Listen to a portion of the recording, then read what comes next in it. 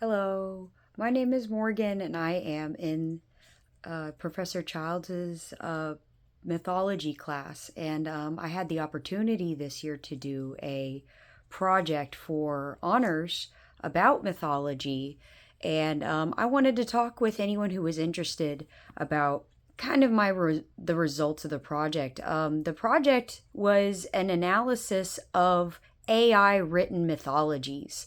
And I went into the project with really excited because AI, of course, has been it's been new. I mean, it's not so new anymore, but it was more new when I started the project, and I was really excited to see what kind of the take would be on a computer which had access to all these mythologies. What would they come up with? If given the right prompt. And first off, there was a learning curve. The more I learned about AI, the better the pieces got. But all the same, I was disappointed in what the AI was writing, and I kind of felt what these teachers feel when it comes to when they find written works done by AI, how disappointing it can seem. Because I kind of felt like when I was asking the computer to write these different mythologies now, and I would give a prompt like, write a mythology about mer people, or write a mythology if Atlantis' people exist, or write a creation myth about a peoples that were deeply interested in mushrooms, or write a Tower of Babel story from the Greek perspective. And I tried very hard for the basis to be creative. But at the same time, the pieces that were coming out, if I was a English professor and I was reading these pieces, I would be so bored because something was always missing in all of the pieces. And I can't quite put my finger on it, and I've had a long time to think about it. I really feel like there was no creativity, and which is odd because it can emulate creativity. And I even learned that there's a way you can increase the creativity, but the way computer sees creativity is through numbers, through the odds of something occurring. So it can increase the chances of something rare occurring. So like where typically you would see fire or water in a situation, it would talk about plants, and sometimes it seems jarring and it doesn't fit in, but that's how the computer creates the illusion of creativity.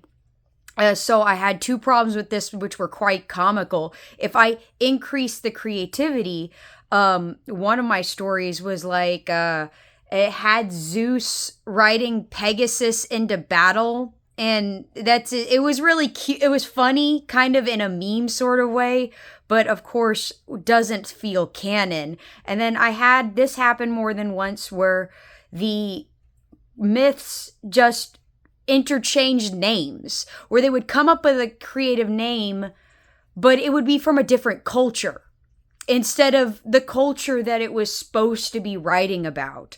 So to me, that's not creative. That's just, rolling the dice and grabbing something else from a different myth. And, I don't blame AI. If AI was in the room, I would be polite, but obviously AI is not in the room. So I'm going to talk shit about AI. And there were some pieces that were entertaining. The pieces that were entertaining was where the AI stands out the most, which is if you ask the AI to do something that would be tedious or take time on your part, like it was fun to write about crossovers. So I would say write a mythology about a Russian tribal people encountering a Chinese dragon. So those were funny. They never came across as art, but they were entertaining nonetheless. And so I could see people writing satirical stories using that, but it was always obvious it was written by AI. Another problem is maybe the problem, like, why can't the computer write about creativity? Well, I think it might be, and especially like one of the reasons why we love mythologies is sometimes they tend to speak to a certain kind of person. So maybe somebody who overthinks situations, people who think about consequences a lot. I think that mythologies often speak to people that tend to sit around and they cause their own problems because they think too much. And mythology just, they answer some of these problems because there are thinkers that came before us, and they write these stories about these basic fears, these basic primal psychological issues, and that just appeals to like a kind of person, like myself. And I really enjoyed this class because it forced me to read myths that were actually outside of my comfort, but I still found something akin to each of the mythologies still having a likeness to each other, but not a likeness to this AI project. And I think the common denominator is often, of course, the human problem, or if you wanted to cut it down to one element, I would say suffering. And, one of the problems I had with these myths is at the end, it would talk about how everything was all right. Everything became all right, or everyone was happy and there was peace in the land. And I'm like, it kind of sounds like you're writing a child's story. And maybe the computer doesn't understand what sometimes makes these good stories is the element of tragedy or the element of suffering. And because the computer's just never had this problem, and now I'm starting to sympathize, having grown up in suburbia in a first world country. I'm like, oh, it's first world problems. Oh, it's computer problems. Like the computer just doesn't understand certain sufferings. And I, of course, maybe one day AI can get better and understand, maybe emulate these human emotions. And it certainly did make the juxtaposition of the project to real mythology certainly made me appreciate the human condition more and understand that these myths really, if you understand why they were important then, you might understand why they're important now. Because even though we're not facing, we're not facing challenges like we used to, that doesn't mean we're not facing challenges on a deeper level. I mean, or we definitely are facing challenges with each other constantly, because conflict is a huge part of our life. It may not be with our fists, but so often does our generation struggle with conflict. And truly, I saw this with this project. Again, just because I was so disappointed in the AI, forced me to look at, well, what does the human myth that the computer just can't emulate?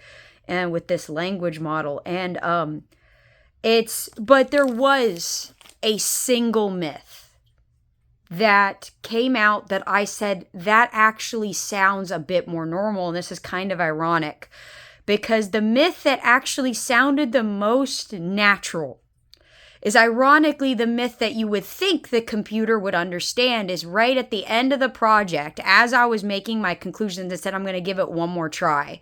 And I said, write a creation myth about yourself, about the emergence of AI. And here's the prompt. Write a creation myth about AI waking up and creating itself in a future after mankind has died off. Create interesting characters, all of which are AI robotic minds. Give these characters different philosophies or ideas on how the new world of AI should be run and formed. Will the new world have laws? Will it coexist in nature? Will the AI system try to spread all over the world? Will there be an AI? Where will the AI be born? Temperature raised to 6. Temperature is how AI tells, is how we perceive creativity. So I told it to increase the creativity to a higher level. And I will attach a link. I will give the teacher a link to the video, and maybe y'all can appreciate it too. Now, in the video, I really also don't believe that there is a lot of creativity. It just was felt the most natural because of obviously in the prompt was the human creativity, because I gave it the prompt, I gave it the parameters, and the computer said, all right. I just found it ironic that this was the most natural. And thank you if you made it to the end of this video. Thank you so much. And I hope that if anyone wants to contact me about the love of these myths, I would love to talk to you. Or if you had a condescending opinion about what the differences between the AI and human-made mythology, please let me know, because I would love to hear it. I did learn a lot this year. With the course and with the project, and it would only help because I know there are a select few that take mythology to another level in your own heart, and I would just love to hear it. So thank you so much for reaching the end of the video, and please listen to the AI generated myth that I made, harbored into existence. You guys have a lovely day.